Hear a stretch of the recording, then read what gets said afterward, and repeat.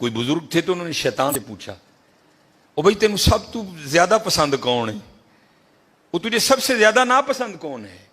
تو شیطان ان بزرگوں کو جواب کیا دیتا ہے؟ وہ کہتا ہے مجھے سب سے زیادہ کنجوس عبادت گزار پسند ہے, نمازیں پڑھ رہا ہے, حج کر رہا ہے, عمرے کر رہا ہے, اس کی پیشانی پہ وہ سجود کے داغ بھی پڑ چکے ہیں, لیکن جانا اس نے اپنی کنجوسی کی وجہ سے دوزخ میں ہے.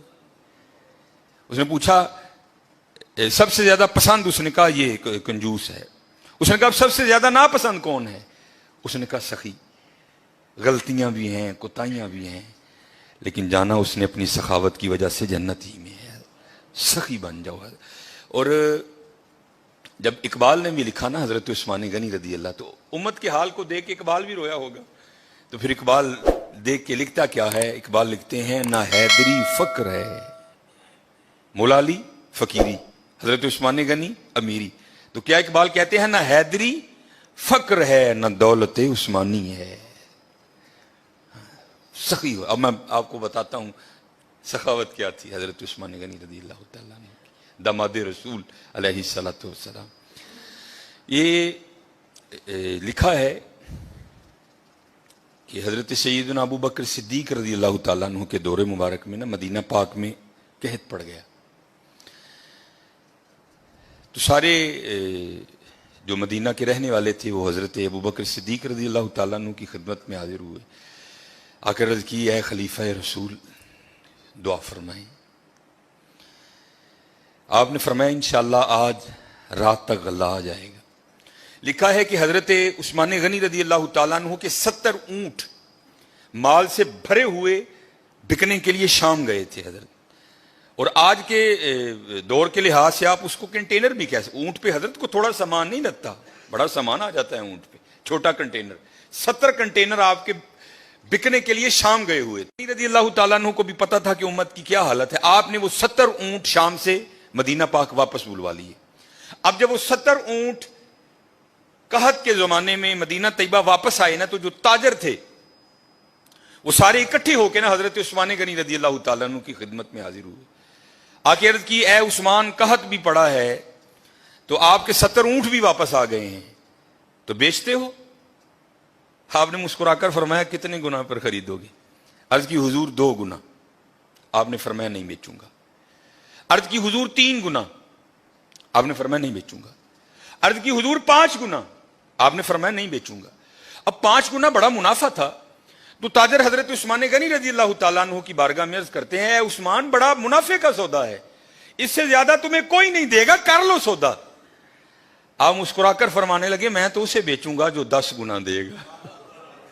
اسے بیچوں گا جو 10 گنا دے گا. وہ تاجر آگے سے کہتے ہیں عثمان 10 گنا کون دے گا؟ تو آپ نے فرمایا کیا تم نے قرآن نہیں پڑھا؟ من جاء بالحسنہ بالحسنۃ فلہ عشر امثالہا.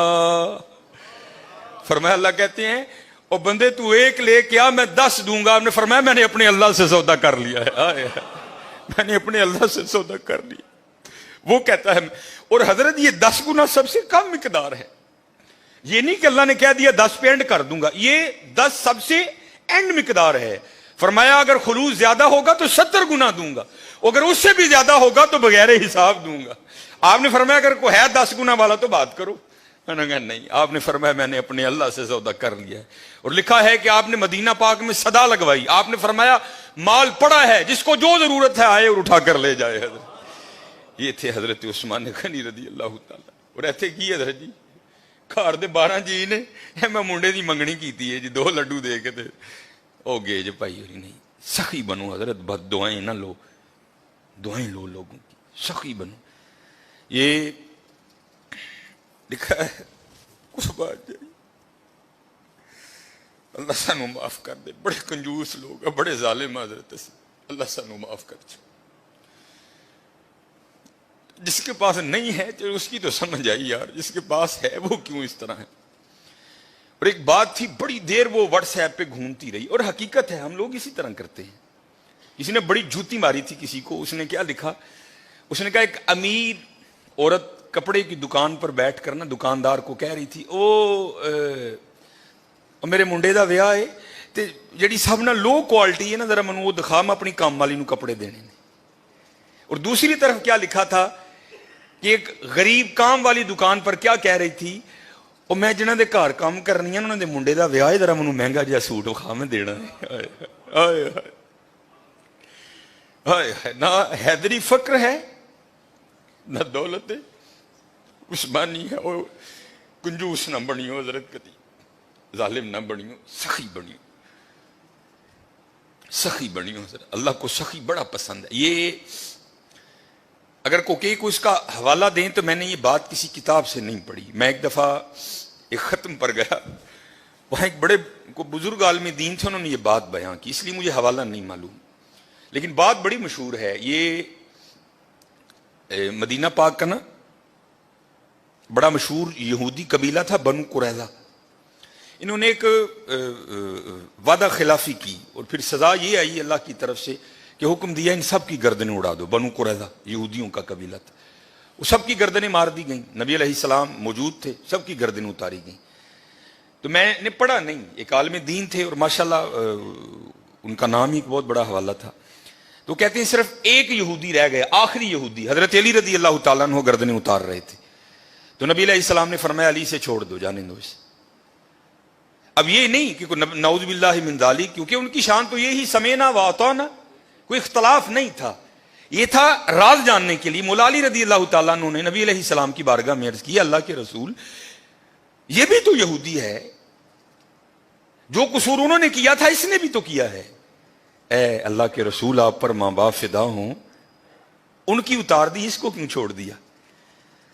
تو نبی علیہ السلام نے فرمایا اے علی رضی اللہ تعالیٰ عنہ، ابھی جبرائیل امین علیہ السلام خدا کا سلام اور پیغام لے کر آئے تھے، اور سلام کے بعد پیغام یہ آیا ہے محبوب اسے معاف کر دو، یہ سخی ہے، یہ غریبوں کو کھانا کھلاتا ہے۔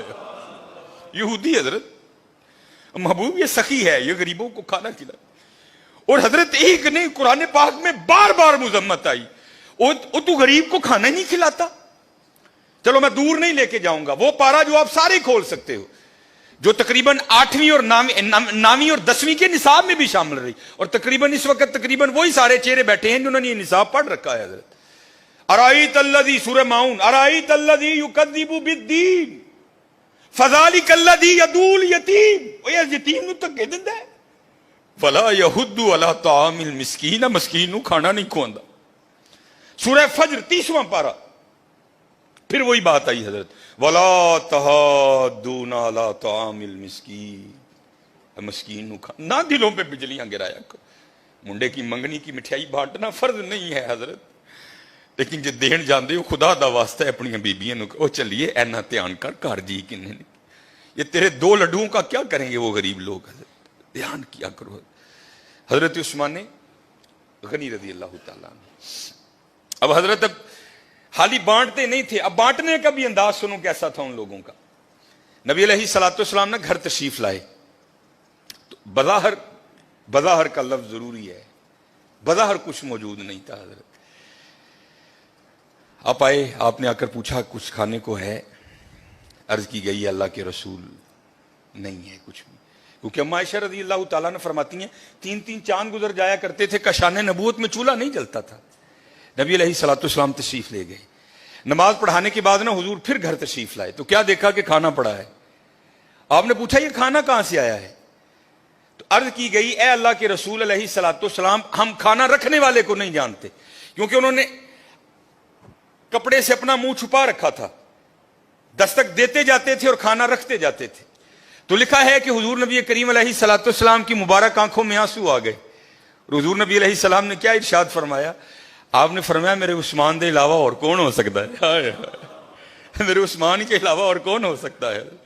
عثمان غنی رضی اللہ تعالیٰ عنہ، نہ حیدری فقر ہے نہ دولت عثمانی ہے حضرت۔ ہاں حضرت ہمیشہ دھیان رکھنا، ساریاں ورنہ اس بے نیاز دیاں